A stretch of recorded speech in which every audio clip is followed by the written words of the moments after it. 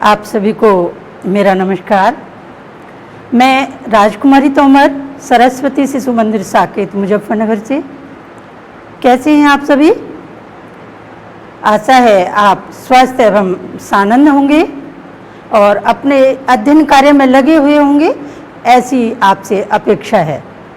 Vidya Bharati YouTube channel में आप सभी का स्वागत है।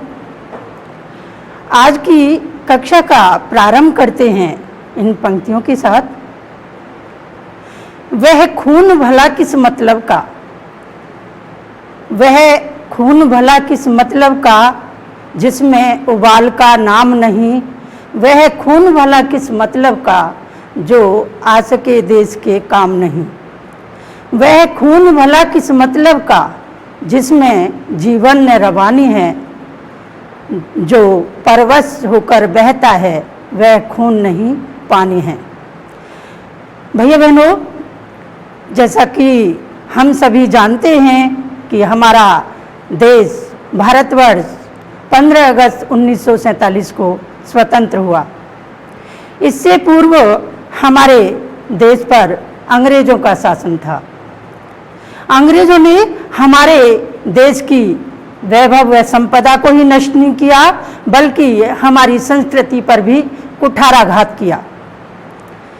अपने भारतवर्ष को स्वतंत्र कराने में न जाने कितने ही महान क्रांतिकारियों ने अपने जीवन को समर्पित कर दिया, अपने प्राणों की आहुति दी।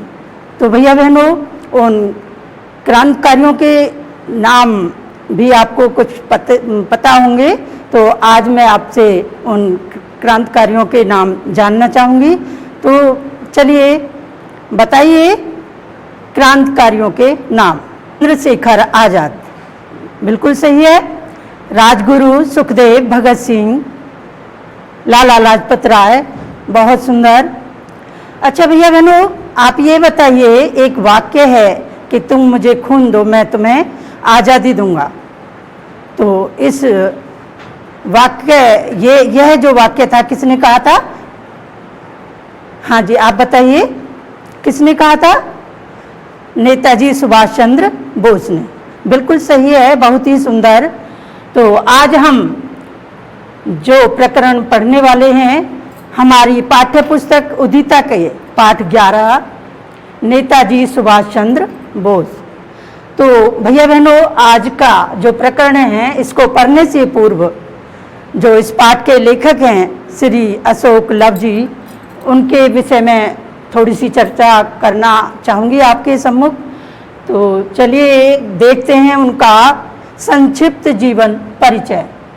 प्रसिद्ध साहित्यकार श्री अशोक लव जी का जन्म 13 अप्रैल सन 1947 को दिल्ली में हुआ था। लड़कियां छूना चाहती हैं आसमान, इनकी प्रसिद्ध कविता थी। अनुभूतियों की आहटें, टूटते चक्रव्यूह, उनके अन्य कविता संग्रह हैं। शिखरों से आगे, उपन्यास, सलाम दिल्ली, बंद दरवाजा तथा पत्थरों से बंधे पंख इनकी प्रमुख कृतियां हैं। हिंदी के प्रतिनिधि साहित्यकारों के साक्षात्कार, युग नायक, महापुरुष, युग प्रवर्तक, महापुरुष प्रेमचंद की सर्वोत्तम कहानियाँ, चाणक्य नीति, महक फुलवारी, मधुपराग, कदम कदम आदि इनकी जो रचनाएं हैं, ये सभी रचनाएं अशोक लव जी की हैं। तो ये था श्री अशोक लव जी का संक्षिप्त जीवन परिचय। तो चलिए आज का प्रकरण प्रारंभ करते हैं। नेताजी सुभाष चंद्र बोस। नेताजी सुभाष चंद्र बोस, जैसा कि हमने पहले भी पढ़ा, महान क्रांतिकारी थे। तो महारानी लक्ष्मीबाई ने अंग्रेजों के विरुद्ध सशस्त्र संघर्ष किया। महारानी लक्ष्मीबाई, जैसा कि आपने पहले भी सुना है, इनकी बहुत ही प्रसिद्ध कविता है, बुंदेले हर बोलों के मुंह हमने सुनी कहानी थी, खूब लड़ी मर्दानी वह तो झांसी वाली रानी थी। तो महारानी लक्ष्मीबाई ने अंग्रेजों के विरुद्ध सशस्त्र संघर्ष किया और सन 1857 ईस्वी में भारत को स्वतंत्र कराने के लिए भारतीय सैनिकों ने एकजुट होकर युद्ध किया। उसके पश्चात नेताजी सुभाष चंद्र बोस एक अकेले ऐसे सैनिक थे जिन्होंने आज़ाद हिंद फौज की स्थापना करके अंग्रेजों पर आक्रमण किया और उन्होंने भारत को स्वतंत्र कराने के लिए क्रांति का ऐसा बिगुल बजाया कि देश जय हिंद के नारों से गूंज उठा। उन्होंने भारतीयों के हृदय में अपने प्रिय देश भारत की जय जयकार को गुंजयमान किया, गुंजाया तथा भारतीयों के हृदय में उन्होंने अपना एक अलग ही स्थान बना लिया और वे जन जन के नेता कहलाए। वे एक ऐसे व्यक्ति थे जिन्हें भारतीय जनता ने नेता के रूप में जाना। उनका जन्म 23 जनवरी सन 1897 ईस्वी को उड़ीसा के कटक में हुआ। इनके पिता का नाम जानकीनाथ और माता का नाम प्रभावती था। ये पेशे से वकील थे और एक समृद्धशाली व्यक्ति थे। इनकी जो शिक्षा हुई वो यूरोपियन स्कूल में हुई। इन्होंने जो शिक्षा प्राप्त की थी यहीं से की। यहाँ पर कुछ अंग्रेज छात्र भी पढ़ते थे। उसके बाद उच्च शिक्षा प्राप्त करने के लिए प्रेसिडेंसी कॉलेज में इन्होंने प्रवेश लिया, जहाँ पर अंग्रेज अध्यापक और अंग्रेज छात्र भारतीय छात्रों को अपने से हीन समझते थे और उनके साथ अनुचित व्यवहार करते थे। तो स्वाभिमानी नेताजी सुभाष चंद्र बोस ने इसका विरोध किया। विरोध करने के कारण इनको उस कॉलेज से निकाल दिया गया। उसके बाद ये कोलकाता विश्वविद्यालय में इन्होंने प्रवेश लिया और बीए की परीक्षा उत्तीर्ण की। उसके बाद इनके जो पिता थे और इनकी जो माताजी प्रभावती ये चाहती थी कि सुभाष उच्च शिक्षा प्राप्त करे और एक उच्च अधिकारी बने। तो सुभाष जी को उन्होंने उच्च शिक्षा प्राप्त करने के लिए इंग्लैंड भेज दिया। इंग्लैंड जाकर के प्रतिभाशाली सुभाष ने ICS की परीक्षा को चतुर्थ श्रेणी में उत्तीर्ण किया। जो पिता थे जानकीनाथ बोस बड़े खुश थे। सितंबर का महीना था, बड़े खुश थे कि मेरे पुत्र ने ICS परीक्षा को चतुर्थ श्रेणी से उत्तीर्ण किया है।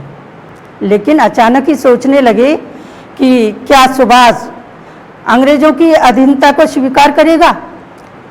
उनका जो सपना था साकार होने में तनिक भी देर नहीं लगी, क्योंकि जब उन्होंने सुना कि नेताजी सुभाष चंद्र बोस ने ICS परीक्षा को त्यागपत्र दे दिया है तो बड़े चिंतित हुए। बहुत समझाया लेकिन नेताजी सुभाष चंद्र बोस नहीं माने और जब इनके विवाह की बात आई तो इन्होंने कहा कि यदि आप मेरा विवाह ही करना चाहते हैं तो मेरा विवाह आज़ादी से कीजिए। मैं आज़ादी को ही दुल्हन के रूप में स्वीकार करना चाहता हूँ। तो उसके बाद इन्होंने अंग्रेज़ों की अधीनता को स्वीकार नहीं किया और भारत की सेवा में जुट गए। आज़ादी की लड़ाई में कूद पड़े। उस समय गांधी जी के नेतृत्व में स्वतंत्रता प्राप्त करने का प्रयास किया जा रहा था। गांधी जी ने इनसे कहा कि अहिंसात्मक ढंग से आज़ादी स्वतंत्रता को प्राप्त करो, लेकिन ये उनके विचारों से सहमत नहीं थे। उसी समय इंग्लैंड का युवराज प्रिंस ऑफ वेल्स भारत आया तो उस समय कांग्रेस ने प्रिंस ऑफ वेल्स के आगमन का विरोध करने के लिए जगह जगह पर प्रदर्शन किया। और उसी समय नेताजी सुभाष चंद्र बोस वहाँ के देशबंधु चित्तरंजन दास, जो कि कांग्रेस के प्रतिभाशाली नेता थे, उनसे मिले और उनके विचारों से प्रभावित हो गए। नेताजी ने उनको अपना राजनीतिक गुरु मान लिया। उसके बाद उन्होंने जो प्रिंस ऑफ वेल्स जो भारत आया तो उसका विरोध इस प्रकार किया कि अंग्रेज़ों ने अंग्रेज़ों के उन्होंने छक्के छुड़ा दिए और इसी के कारण नेताजी सुभाष चंद्र बोस को 6 महीने के लिए कारागार में डाल दिया गया। उसके बाद चित्तरंजन दास ने स्वराज्य दल की स्थापना की और इस दल को सुदृढ़ बनाने में नेताजी सुभाष चंद्र बोस ने प्रमुख भूमिका निभाई। सन 1922 की बात है, उन दिनों बंगाल में भयंकर बाढ़ आई। अब नेताजी सुभाष चंद्र बोस बाढ़ पीड़ितों की सेवा में लग गए। एक दिन पिताजी आए और कहने लगे, बेटा आज दुर्गा पूजा है और आपको मेरे साथ गांव में चलना है। लेकिन नेताजी सुभाष चंद्र बोस ने पिता से कहा कि पिताजी मेरे लिए तो गरीबों की सेवा, दीन दुखियों की सेवा ही दुर्गा पूजा के समान है। अब पिता गदगद हो उठे और पुत्र को आशीर्वाद दिया और अकेले ही चले गए। तो उनके अंदर ऐसी थी सेवा की भावना जो कूट कूट कर भरी हुई थी। और लगभग उनकी उम्र उस समय 27 वर्ष रही होगी। उसके बाद उन्होंने जो वहाँ की सड़कें थी उनका जो निर्माण कराया तो उनका नाम महापुरुषों के नाम पर रखा गया। वहाँ के बंगाल में उस समय पंजाब और बंगाल के कुछ क्रांतिकारियों ने अंग्रेजी जो सरकार थी उसके नाक में दम कर रखा था। उन्होंने उनके जो अंग्रेज़ों का क्रूरतापूर्ण व्यवहार था उसका मुंह तोड़ जवाब दिया। अब अंग्रेज़ों ने एक क्रांतिकारियों के विरुद्ध एक कानून बनाया। तो इसी कानून के अंतर्गत सुभाष जी को मांडले जेल में डाल दिया गया। 25 अक्टूबर सन 1924 को मांडले जेल में डाल दिया गया। तो जो जेल थी वो नरक के समान थी। अब तो नेताजी सुभाष चंद्र बोस जी का वहाँ स्वास्थ्य अत्यधिक खराब हो गया और बीमार रहने लगे। उसके बाद सन 16 मई सन 1927 को इनको जेल से रिहा कर दिया गया। और उसी समय फिर जो चित्तरंजन दास थे उनका निधन हो चुका था। फिर इनको कोलकाता नगर निगम का महापौर चुना गया, लेकिन इनका स्वास्थ्य दिन प्रतिदिन खराब हो रहा था। उसके बाद इनको विदेश में उपचार के लिए भेजा गया, लेकिन इन्होंने उपचार के दौरान भी विदेश में रहते हुए भी इन्होंने एक प्रतिभाशाली लोगों को एकत्रित किया और अपना एक संगठन बनाया। वहाँ पर भी उनकी जो भूमिका थी वह बहुत ही महत्वपूर्ण रही।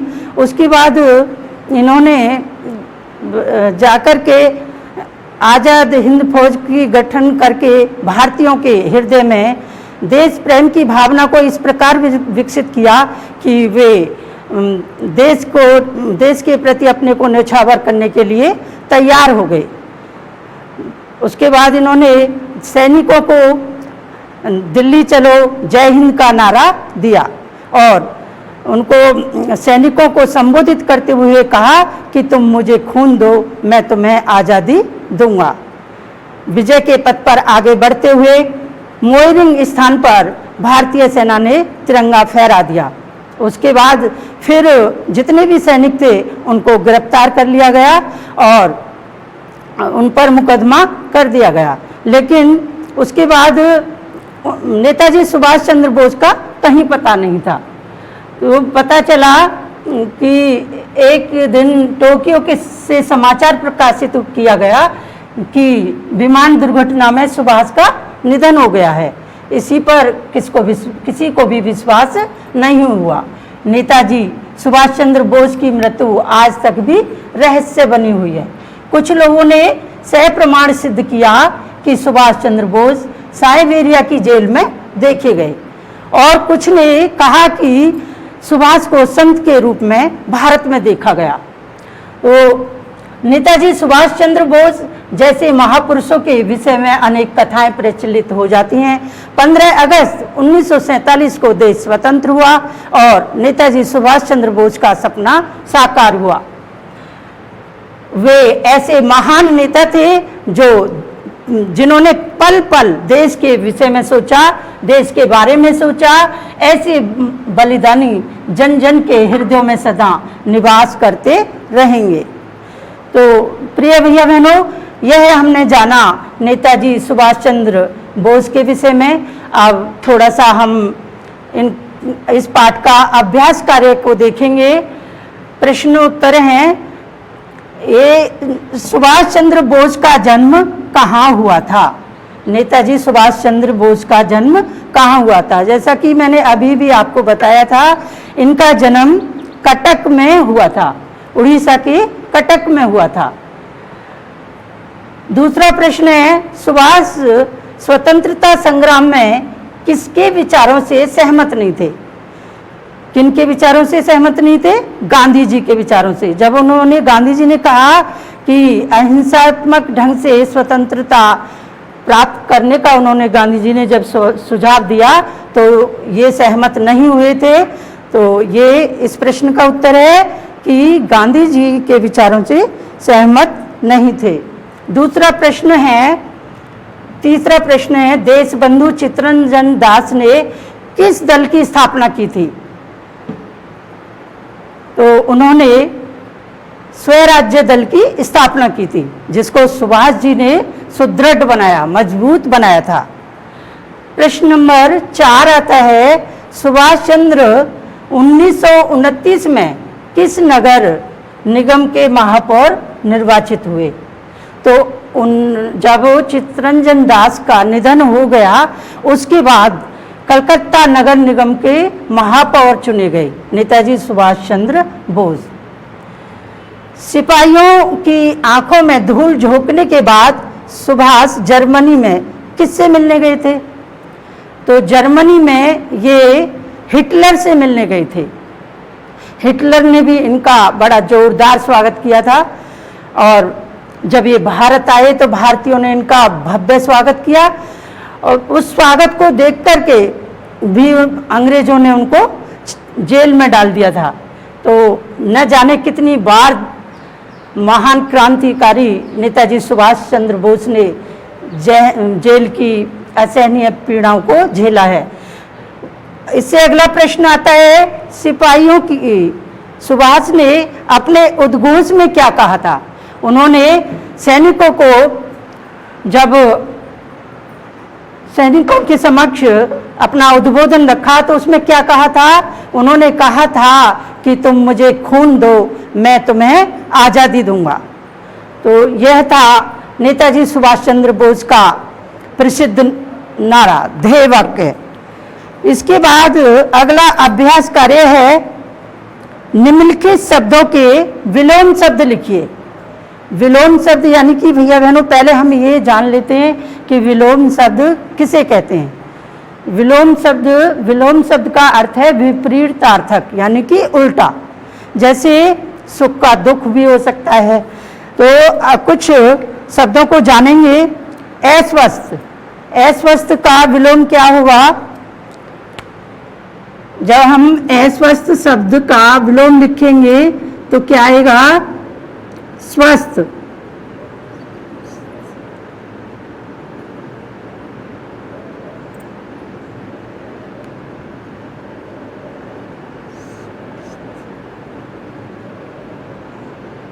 ये उल्टा, इसका अस्वस्थ का उल्टा हो गया स्वस्थ। दूसरा है अहिंसा। अहिंसा का विलोम होता है हिंसा। स्वतंत्रता का परतंत्रता, पराजय का जय, प्रभावशाली अप्रभावशाली। विरोध का होता है समर्थन, और गमन होता है आगमन का। आगमन यानी कि आना, और गमन जाना। आगमन का विलोम हुआ गमन।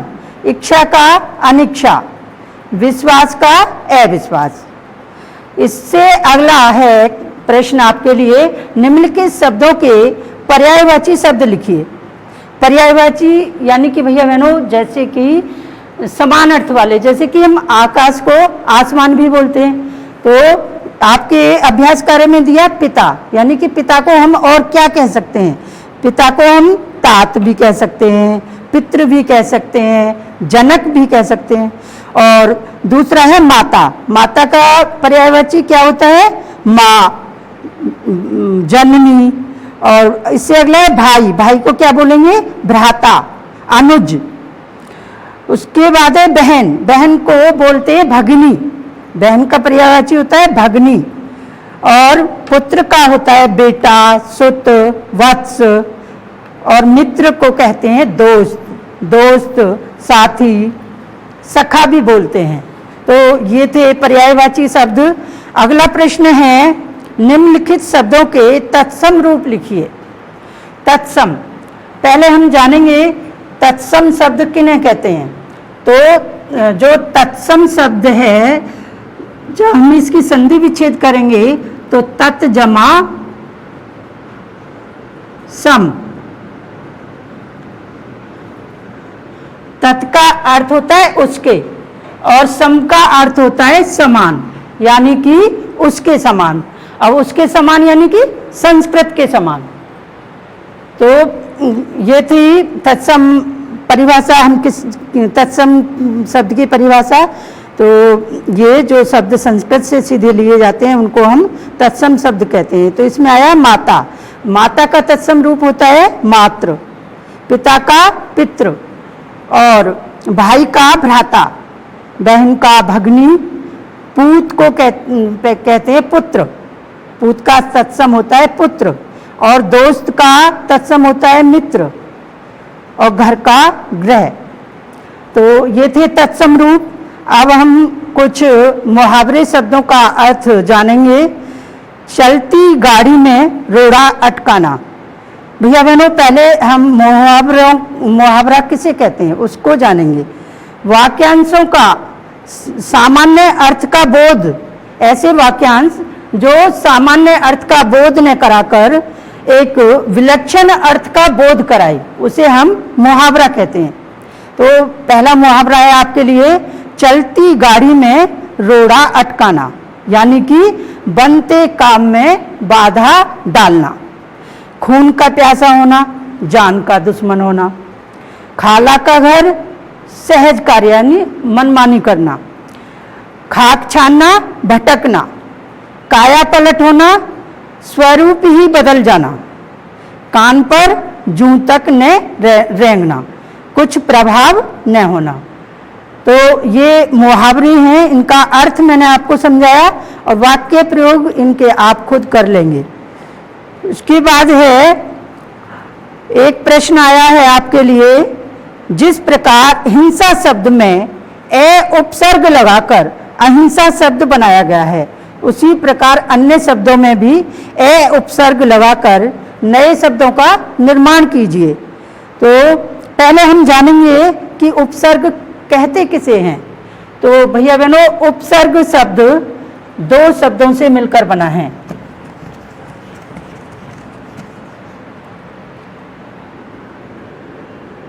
उप जमा सर्ग।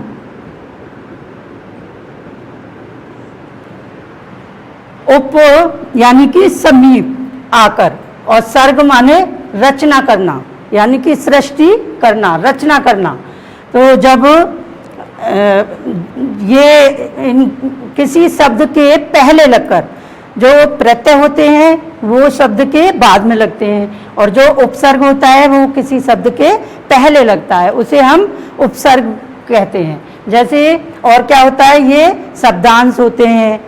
इनके जब ये किसी शब्द के पहले लगते हैं तो इनके अर्थ में अर्थ परिवर्तन हो जाता है, इनके अर्थ में विशेषता आ जाती है।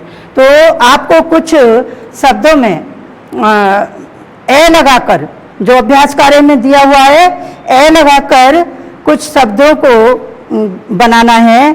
जैसे विकारी शब्द दिया है तो इसमें उपसर्ग लगा के आपको लिखना है। जैसे विकारी, तो विकारी में ए शब्द लगा करके, अक्षर लगा करके नया शब्द बनाना है। तो ये हो गया ए विकारी।